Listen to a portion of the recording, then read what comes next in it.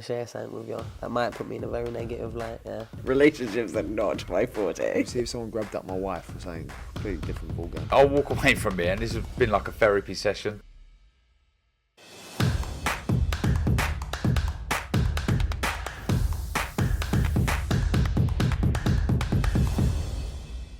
This is KUGAN CASSIUS for IFL TV, proudly sponsored by Everlast. It's Wayne Day here. Open Waynes are the way forward, by the way. Always invite the public, Edward. Always. We always invite the public. Not always. Pretty much. To be fair, yeah. In fact, yes. Pretty much every Wayne we invite the public. Not in lockdown, he didn't, mate. Well, obviously I'm only not in joking. lockdown. No offence. I'm only joking. Do you know what? I'm being put off at the moment because there's a bag to your left there with, what does it say? Hold on. King for a day. What is that? Is that? This is a very nice gift. So I wanted a special shout out to a fan here called Kerry Hazeltine. I don't know where she's gone. She came up to me in Starbucks downstairs in the arena and she went, "You are having a very tough time at the moment, aren't you? And I've been thinking about you." I was like, "Oh, thank you very much." She goes, "So I got you a gift." And it was this, look, this bag here, King for a Day. And inside, there's 2 packets of roast beef Monster Munch. Would have preferred pickled onion, but they are nice. A bag of Cadbury's, box of Cadbury's Heroes. A coaster that says the world's greatest. And then she said to me, and I always read in your interviews, you use a notepad and you write down stuff. And then she got me a notepad and it says, "I am the best promoter in the world." Hold it up a bit. Hold it up a Sorry, bit. I think people probably think he bought that for himself, but it wasn't. It was a lady called Kerry Hazeltine, and I want to say that it really put a smile on I know my who face. Kerry is. Yeah, she's here somewhere. But I want to know who say Kerry is, yeah. that's the nicest thing anyone's ever done for me, probably, or certainly for a long time. So thank you very much, Kerry Hazeltine. Put a smile on my face this morning. Your fucking ego must be out of control getting things like that. No, it's just Mate, someone it's who good though, isn't it? genuinely cared for me. Best Makes a promoter in the change. world, though. I'd put you third. Simon Jordan puts me third. I mean, we're only doing 40 shows globally in about 9 different markets. Have a look at our company's accounts at Company's House and you'll see who is number 1. But anyway, that's another story. But no, very nice. Thank you, Kerry. Okay, let's start with obviously tomorrow night. Katie Taylor against Calabajal. That is actually how to pronounce Karen's name, by the way. Karen Elizabeth. Potential banana skin or not? Oh, I think on paper, no. I mean, you always look at these mandatory challenges. She's 18-0, 19-0.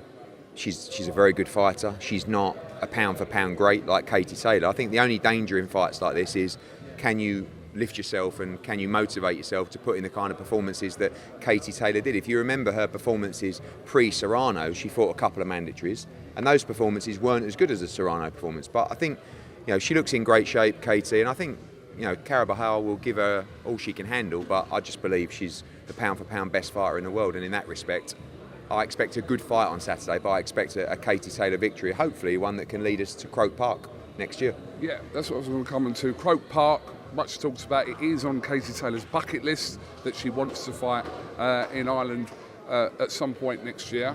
Okay, but opponent-wise now, it's not a case that she's running out, but I suppose where she's kind of had all these big fights that she's had, it's like, who ideally for you, like, obviously would fill out Croke Park, but this Katie Taylor fight, is it a Amanda Serrano rematch? Is it? Yeah, I think that's the one that's worthy of Croke Park. I mean, I think she can come back for many fights and fill Croke Park, but that's the one that I feel deserves that venue. I mean, look, next week you've got maybe the best of the run of female fights in Jessica McCaskill against Chantel Cameron for the Undisputed in Abu Dhabi. The winner of that fight is going to put themselves in a great position to fight Katie Taylor. You've got Alicia Baumgardner's talking about moving up to 135. You've got the crossover fights, Holly Holm and Cyborg. But for me, cards on the table, I would like to make the Amanda Serrano fight, and I think doing that at Croke Park would be incredible. We'll talk about Dubai later on, but obviously that's... Oh, sorry, Abu Dhabi. That's a decent card you put on there, Thank mate. you. Not just a decent card, it's a fucking unbelievable card next week. It's card of the year. It's the event of the year. Wait till you see it. It's going to be unbelievable. Coming out? Absolutely. Yeah. Okay. I do want to ask you about, I know we seem to be talking about your war of words with Mr. Simon Jordan, but yeah, I think he at some point this week has listed his top 3 promoters in the UK, and in number 1 was Hall of Famer Mr. Frank Warren. His pal.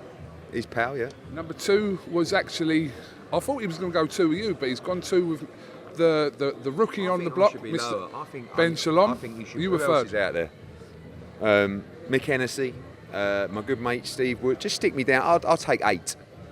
Yeah. 8's good, yeah. Okay. He's not very happy with me at the moment, Simon, because I won't go on. But I saw his tweet last night.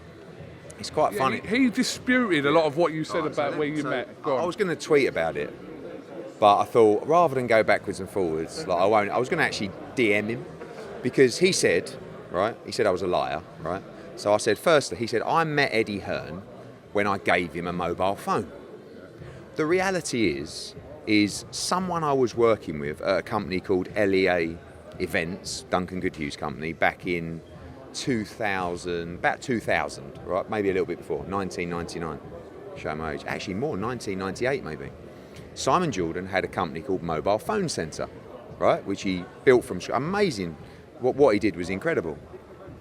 They said, I was talking about I needed a phone. They said, my friend runs a phone company. He'll get you a phone.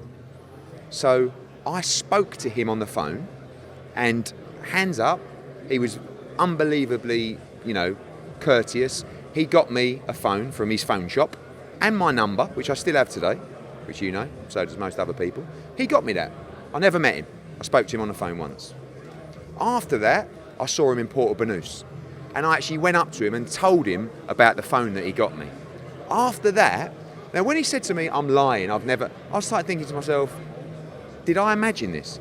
So when Crystal Palace played Leyton Orient in the League Cup at Leyton Orient and we lost 4-2, he was in the director's room. I went up to him, my dad was talking to him, I went up to him, I said hello and I met him. And I'm thinking, I swear that happened. I mean, and I had to go back and ask people last night, my old man, Matt Porter, and I actually looked it up. And I'll give you the exact date because I was actually worried that I was going mad. And I'm not doing a Frank Warren here with the emails, but I was like,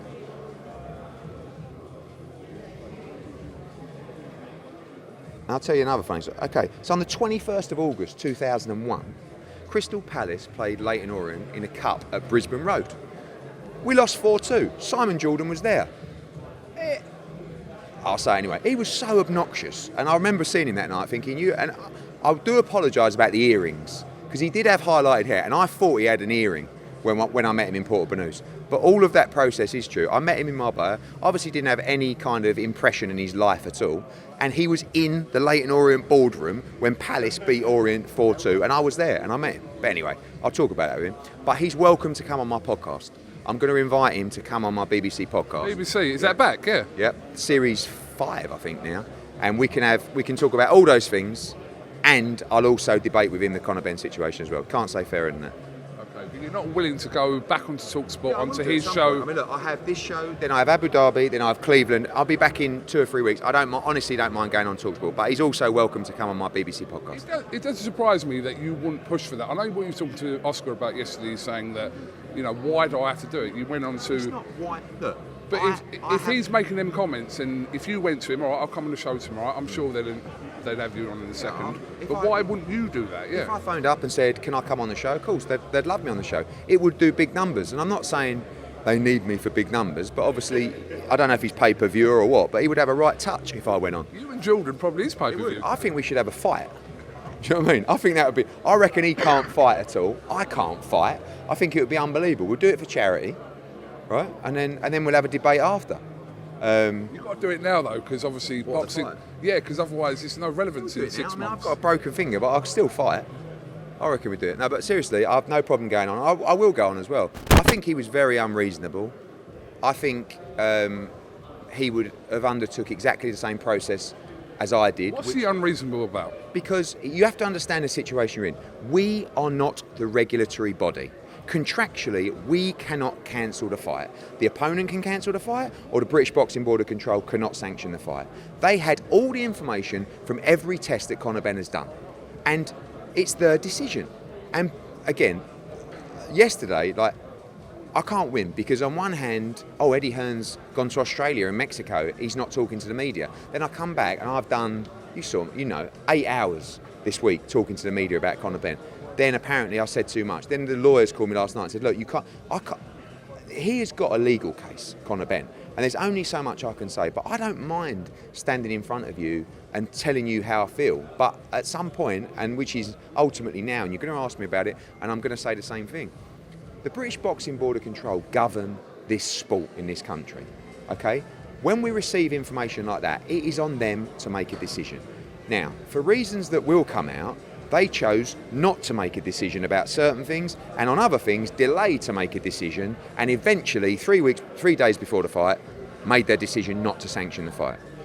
The fact that they didn't make this sooner is because, obviously, there's some things that came out around the test and etc. that meant that they were they were unsure whether they should cancel the fight, and they couldn't suspend him, and they never suspended him during that period. So what I'm saying to Simon Jordan is, contractually, and he will know this because he understands contract, I cannot cancel the fight. The information goes to the British Boxing Board of Control.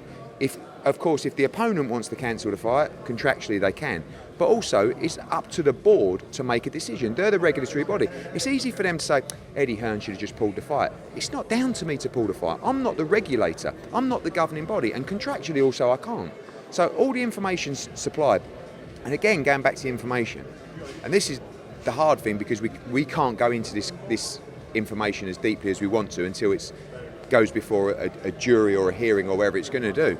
The reasons that Chris Eubank Jr. chose to ultimately give it to the board to say, look, are you happy with this? Because Chris Eubank Jr. has looked at all the information and he's happy to proceed. Okay? And the reason that the British Boxing Board of Control didn't act, and we talk about, you're going to talk about the second test. Yes, they didn't act on that second test for reasons that will come out around the test and the numbers, etc. So, but I don't want to just, and I haven't shifted the blame onto them, but everyone's blaming me, where I don't make the decisions. I am not the regulator. The British Boxing Board of Control decide whether fights take place or not. Contractually, I had no right to terminate that fight. We gave it to the British Boxing Board of Control. They had every bit of information on every test Conor Benn had done. So that's where with Simon Jordan, all he wants to do is heap the blame on me, not the governing body, not the regulatory board we said, here's all the information, what do you want to do? Oh, we need to look at it, that looks strange, we're not sure about that, etc. And again, going back over the tests and so much scientific details gone into the research this is why maybe they did take so long, because I don't think they know whether Conor Benn's innocent or guilty, and they had a decision to make. It just so happened that decision took a long period of time. Okay. I've already said too much. Okay, well look, you're making reference obviously to the two articles as well that came out yesterday from the Times and the Sun with Matt Lawton and Wally Downs, in which Conor Benn's given his first version of his event. So, which was confirmed yesterday that there was two failed VADA tests, one dating back from July, and then obviously the one more recent. So, what I have to ask you what your kind of knowledge about, especially the first test, what that is. Same as everybody. Same as the British Boxing Board of Control. They had the information at the same time as us. This was after the fight was announced, though, wasn't it? After the fight was announced, and just before the second test was taken, actually. And also, again, it's the two tests are ultimately the same exposure problem of the trace, and then I don't really know how to explain it. The same exposure, so no additional numbers. It was the same fail, if you like. The board knew about this the whole time. The board took on the information and acted in the way that they felt appropriate. Ultimately, the board did not cancel the fight. The board did not sanction the fight. They did eventually, 3 days out from the fight. So again, I can't, you're going to see, you saw an interview from Conor yesterday. He's about to go through a legal process. I can't comment in details about the details of the test, which you will be unearthed, but there's a reason why ultimately the fight wasn't cancelled at that moment, and there's a reason why the board allowed the fight to proceed, which is what dated from the first test you're talking about. When we got that was the results back in, I think, September or beginning of September or the week before, when the second test came in as well. But again, all that information led to a lot of uncertainty, let's put it that way, and we provided all the information. The board had it on all tests that Conor Benn had done, and they chose not to take action at that moment. You'll have to speak to the British Boxing Board of Control as to why. Ultimately, that delay, that decision of uncertainty, which was not ideal for anybody, especially Conor Benn and Eubank in a situation of carry-on training, led to costing us the entire cost of the show. Looking at it now, I would have preferred the board back then to go, okay, well, this looks very strange and we need to look into it, but actually we're going to have to not sanction this fight. Well, it would have saved us £1 million. But ultimately, it's their decision. This is what I'm saying, and I'm not passing a buck, but we contractually can't cancel the fight. We have a test to report to the British Boxing Board of Control and say, what do you want to do? What we wanted was a hearing, actually, and they didn't want to give us a hearing. They just held the information, kept it. 3 days before the fight, oh, we won't sanction it. So, we know that went on for weeks, that period. But again, I just feel that there's definitely things that if I had another chance, I might have done differently. But I feel like just the pure blame is on me and obviously Conor Benn, because ultimately it's his responsibility, rather than, and again, not looking to pass the buck, the regulatory body that ultimately decides whether a fight takes place or not. Are you saying there is an adequate reason why the board didn't make a decision after the first failed test? When you see all the information and at the end of the day, people come out and say, oh, was that it, Conor Benn's interview? No, Conor Benn has to do all the research needed, of which he's very, very deep into, spending hundreds of thousands of pounds to prove his innocence. And what I can't keep doing is keep coming on IFL or ID Boxing or whatever and speaking my mind and speaking my heart and saying something that's going to jeopardise his legal position of when his career's on the line. So that's all I'm prepared to say about it. And what I will say is all this information was always shared with the British Boxing Board of Control. Always. It was never, let's not tell the board. And ultimately, the decision lies with the regulator. Can I ask you one more thing? All right, you don't have to answer it if you don't want to answer it, obviously, but the reasons Conor Benn gave in his 2 articles yesterday, which you spoke about yesterday regarding contamination, where do you sit with his reasons to why there was clomiphene in his body? Are you happy? I know, listen, he's my friend and he's your friend as well, but that doesn't mean anything, does it? In this situation, it's one of two things, okay? He's taken the substance knowingly, or there's been a contamination of something that he's taken.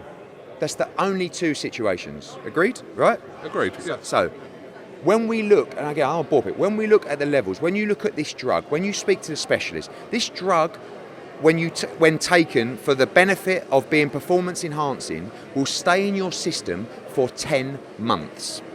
Okay?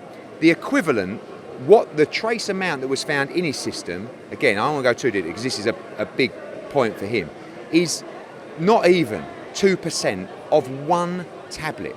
Now, people will listen to this and say, it doesn't matter. It was in his system. 100% right. And when I sat down with Conor Benn and he's in tears, ultimately, I said to him, it was in your system. So you got to deal with it, mate. I've never, right, and I believe him, but it's in his system. So what I'm saying is, but the levels that were in his system over the period of testing, it is impossible for him to be on a cycle of this stuff because of the closeness of the testing.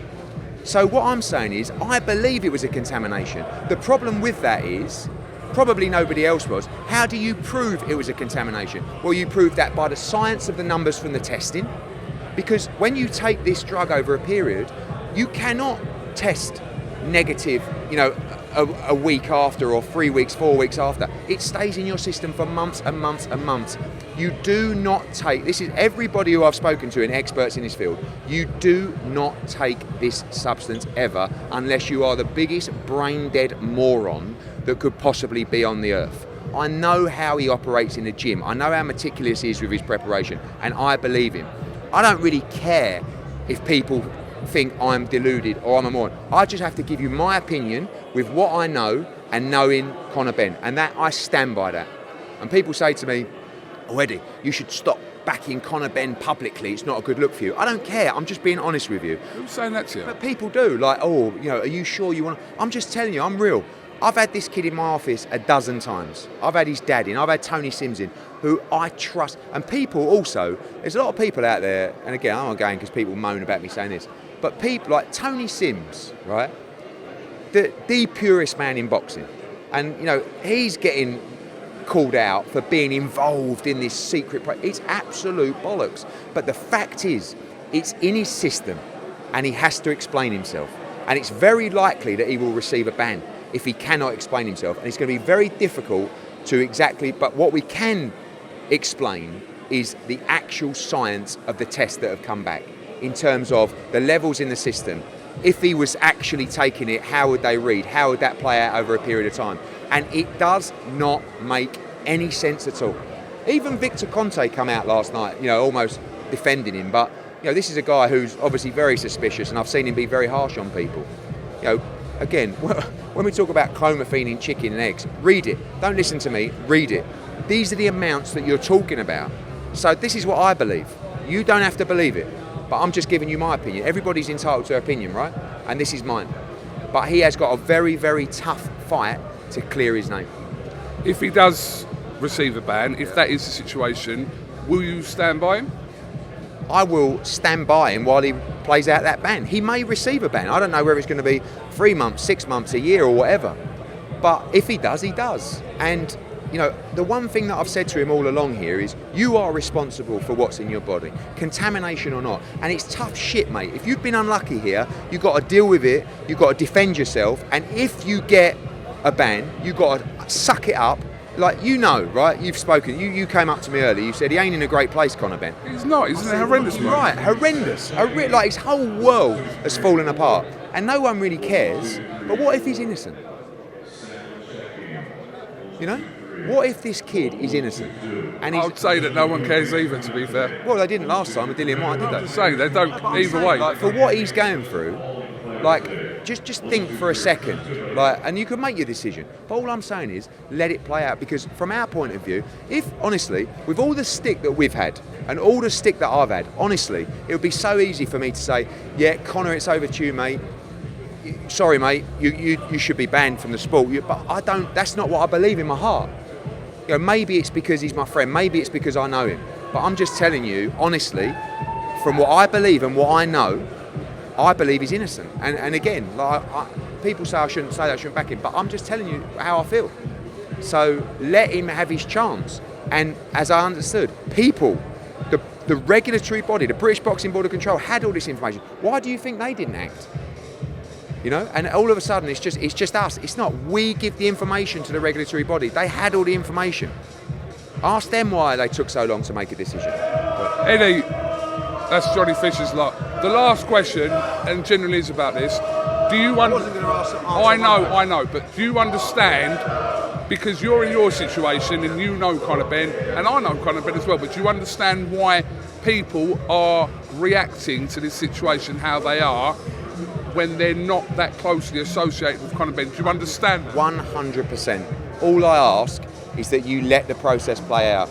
I believe, and you know, again, we know the situation. Wasserman, the doctors, the scientists, Chris Eubank Jr. received the information, were prepared to proceed with the fight. For what reason? Ask yourself that. Also, but more importantly, the British Boxing Board of Control. Weeks and weeks had this information. Ultimately, until the last moment, we're prepared to proceed with this bout. Why? For the reasons that the results that came through, for those reasons. So again, like, this is not an ideal situation. It really wasn't an easy process to play out. Would I change things? Yeah, probably. But you have to act as you go. And all you can ever do is let the governing body, the regulatory body, decide. Now, if there's an issue in football, it's the FA, it's FIFA. You don't decide. Contractually, I can't decide. It's over to them. And as soon as they pull the fight, you've got the opportunity to challenge it, to use another commission, to do whatever you want to do. And I decided, and we decided with a promotion, not to. I just wish they would have made that decision earlier. It would have saved you a lot of hassle, obviously. But it's okay. You know, we go through this. It's a rough period. We get loads of stick, and we just roll our sleeves up and we get stuck in. That's all you can do. You can live to fight another day. But this process was a very difficult process to go through. Not in terms of oh, stressful, but as in what to do. And you're always best to give it to the governing body to deal with, because they're the regulatory body, not a promoter. You know, we said, look, this is the situation. He's failed the test. What do you want to do? Okay, we'll come. You know, they requested information. We got extra analysis from the lab, etc., etc. Then it went quiet for a week, and then all of a sudden they decided we won't do the show. That's all right, and I think they made the right decision. But I don't think anybody really 100% made the right decision at all moments. But it was a very unique situation. And I wasn't going to answer one question on Conor Benn. I've just spoke about it for 30 minutes. And I do that for you, and I do that for you. And I'm not looking for plaudits. But, you know, when people say, someone said, I think it's Andy Clark came out and said yesterday, Eddie Hearn really shouldn't be talking about this. I was away for 2 weeks and everyone said I'm running and I'm hiding. I come back, I've done 12 hours of media this week on Conor Benn. About 20 people waiting for you now. Now, it's great news, they can't do it because they've got to do the weigh-in. What a touch. You should go and do. I think you should go and do Simon Jordan because he's a proper interviewer. To be fair, at the weekend. Then I'm going to Cleveland. I mean, like, invite him to Abu Dhabi. He's more than welcome, and we'll do my BBC podcast while we're there. Simon, you heard it here And first. he can apologise for not remembering me, particularly at the Leighton Orient match. I thought it was very. Apologise. He weren't wearing earrings though, was he? You made that up. Earrings. I thought he looked like the kind of geezer that would wear earrings. Oh well. Eddie Hearn, thank you very much.